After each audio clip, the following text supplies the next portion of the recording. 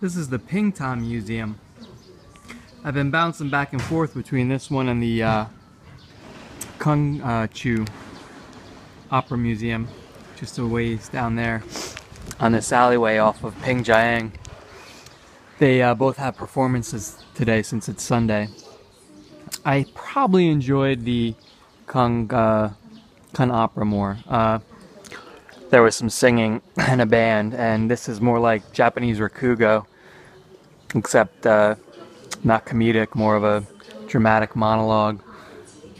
The guy did do voices of the different characters, but I couldn't understand it. It was in the Jiangsu dialect, so I was pretty much lost on what was happening. I think out of everything I've seen, though, like over at the cafe Bayan, it's more of a tea house. When I went in last night, there was a guy practicing on this instrument. I think it was, I don't know if it was that or that, and singing in Jiangsu dialect. He said it was Pintang, I thought, and that was probably the most enjoyable. I don't know, maybe it was because I was sitting there having a beer and petting their fluffy white pussycat. But this guy's welcoming us to come. So I already bought my ticket for the performance. I got a preferred seat, reserve seat. It was 30 yuan, and I got tea with that. I was trying to figure out what kind of tea it was. I don't think it was Longjin. He had a fan, and he had one of these instruments, the guy who was doing the Pingtang performance. But for the life of me, he only played it when he first came out. So it looks like they finished up here too. And now they're cleaning up everyone's tea set. I was in the second seat there on the right side of the front table. The reserve seat means you have some bamboo to sit on instead of hardwood.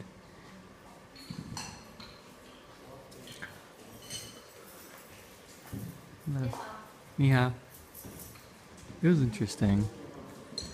I just wish I could have had a little primer on the subject.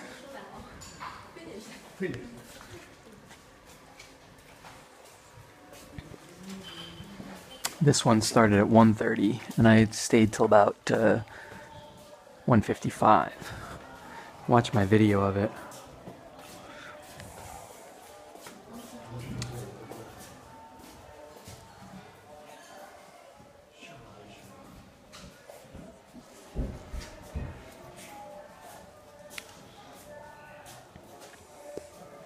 I don't know how many speakers there are of Jiangsu local dialect. Shanghainese, I think, still has at least 2-3 million speakers. Everyone's worried about China losing its native language or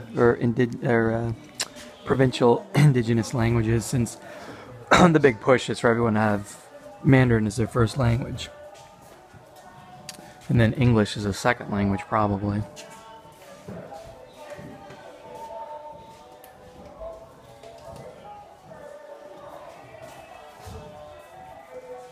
These are clackers. I saw the guy using these in the Kun opera. Click, click, click, click, click, click. They kind of make the same sound in Japanese music too. They have that clicker. They hit the sticks together after key phrases are said.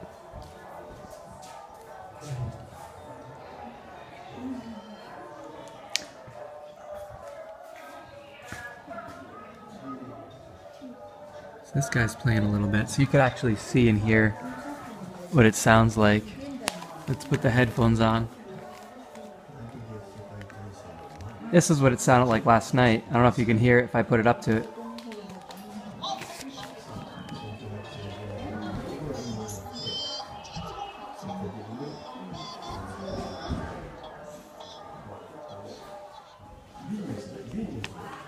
Anyway. You know, back before televisions. That's what people did for entertainment. Everything had to be live. Until Edison recorded sound, the only way you could hear something was to, if you're rich enough, have a performance in your home. Or if you're a common person, go to a public venue. Like a tea house.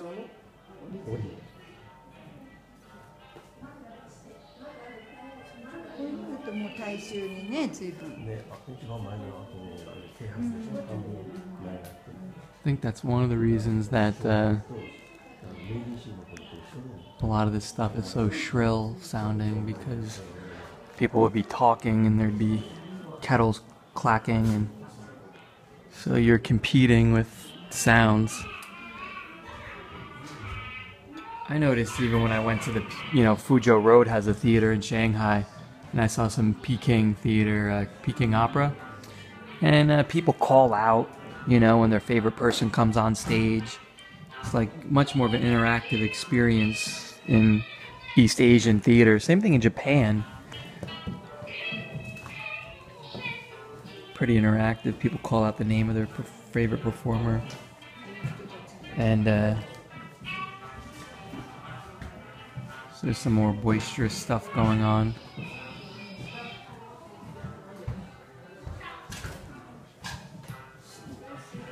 What's that say?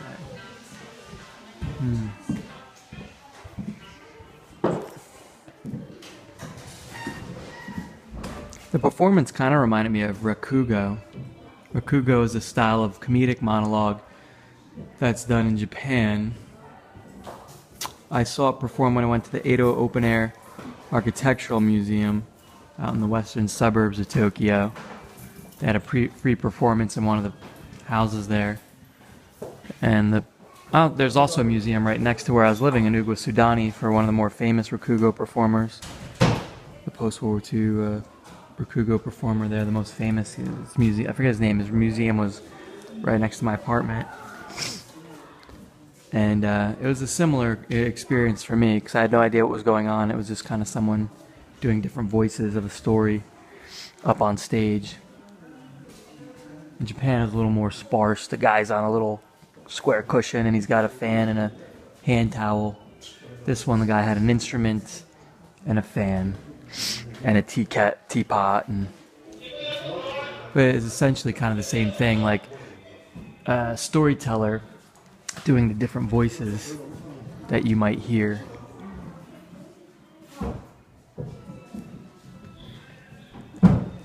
If your mom or someone who's real nice is reading you a story and they're doing all the different character voices. I mean, it's a far cry from a stage play, but the advantage is it's only one person. It's much easier production. I had a cool experience when I went to Qibao, which is the water town that everyone goes to from Shanghai off Line 9. They had a little storyteller performance at their tea house there on the far side of the canal off the main alley, and it was real authentic, like just simple wooden pews, like a country church or something that you sit at, and a lot of old folks. It was wintertime, so they're dressed up with their hats with the flaps that come down over the ears, and they've got their thermos of tea, and they would sit and listen, and the reader would read a story, essentially. And you think to yourself, wow, this is probably pretty much unchanged for several hundred years. Just what's going on in this little village. Oops.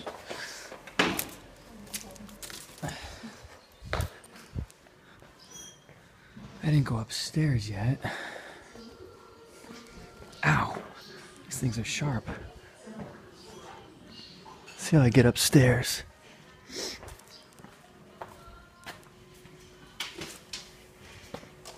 How do I go upstairs? No. No upstairs? Yeah? Here, okay.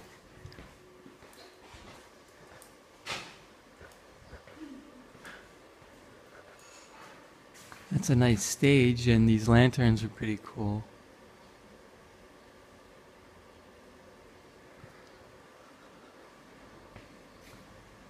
I think essentially, having spent time now in both China and Japan, what you get, Japan is a distillation of East Asian, Chinese, Korean culture.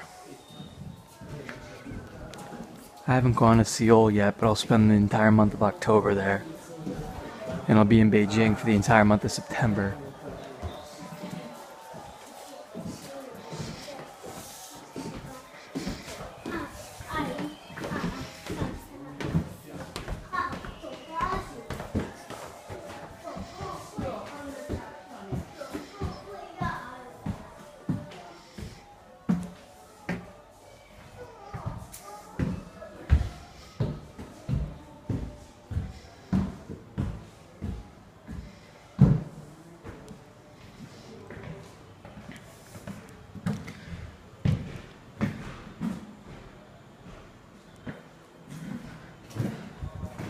Who's this banjo player? Craig Kilborn? Looks like Craig Kilborn. Goodbye, Joe. It's Hank Williams. Mio Mayo. Looks like a snakeskin banjo. Me gotta go, po to P-Rock down the bayou.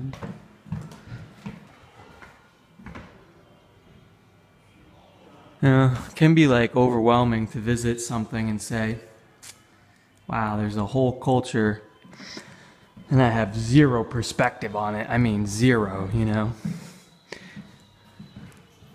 Besides the fact that everybody likes movies.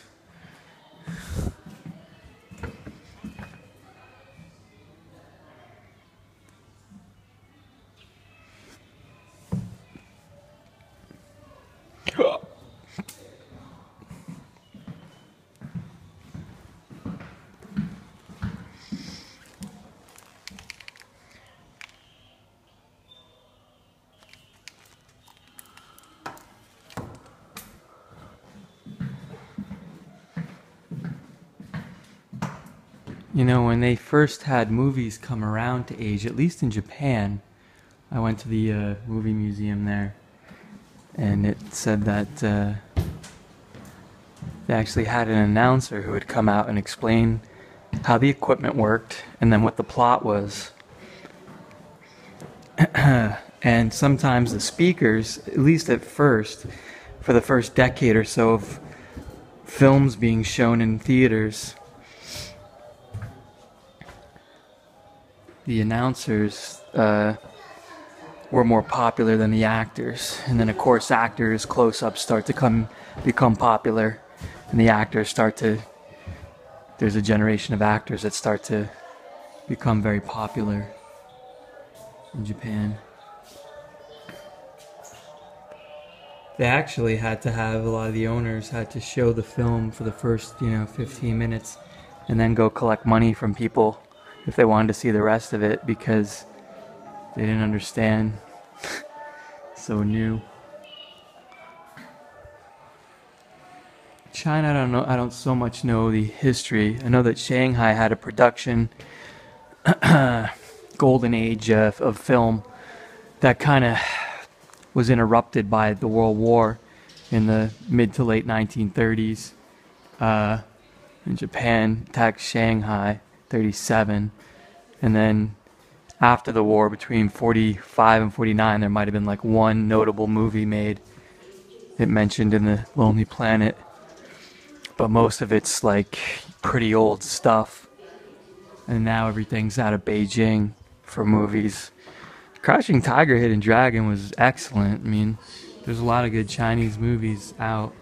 They just don't make it to American markets. There's a whole other market in India. Bollywood makes more movies in a year, I think, than, or what is it, more in a month than Hollywood makes in a year or something. I mean, they're pumping movies out like Hollywood used to pump out those B movies for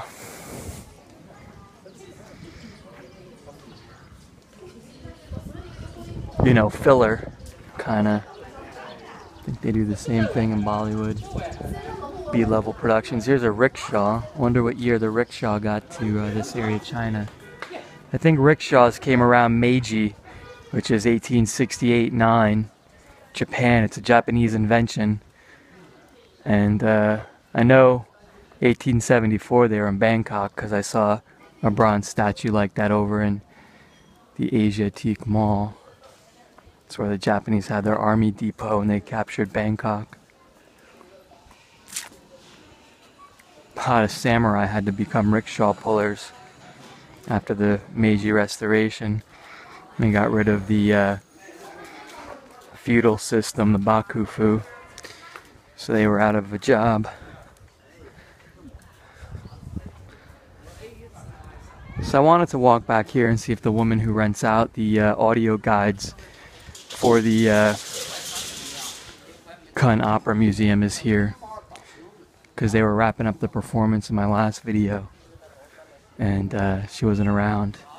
I just wanted to listen to some of the audio they have for the different areas of the exhibit. They showed some costumes, and then you could play the audio to hear the English version of that opera.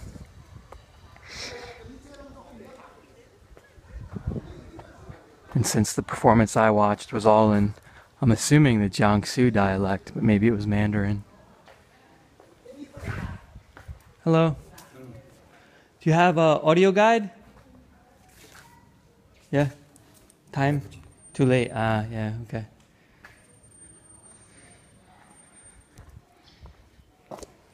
See, they have these English guides, but there's explanations pretty much everywhere anyway, so I don't know how much I would have gotten out of it. So, that being the case, I think I'll try to make it to the couple's garden, or double garden as they call it.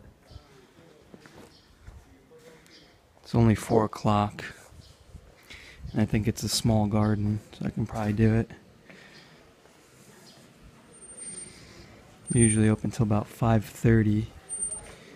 I think I want to go this way.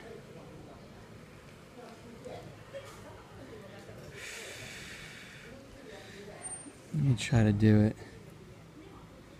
It's off Baita Road here. Google Maps has been working lately. I actually even was able to get Gmail through a VPN. It wasn't even working through a VPN Gmail. I don't know how they accomplished blocking it through a VPN, but they did. The last couple weeks, not even Gmail has been working in China. Google Maps was iffy. Sometimes it worked, sometimes it didn't. Now it seems to be somewhat back. Part of it was the Tiananmen Square 25-year anniversary, and part of it I think was a transition of power that happens every 10 years. That was going on.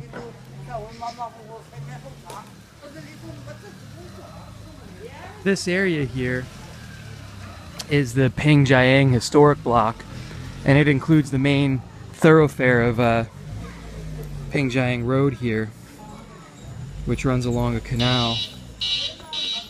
But it's also all these side alleys, which also have their own canals, a lot of them, between Shibei Road and which turns into Dongbai. There's a zoo somewhere up there too.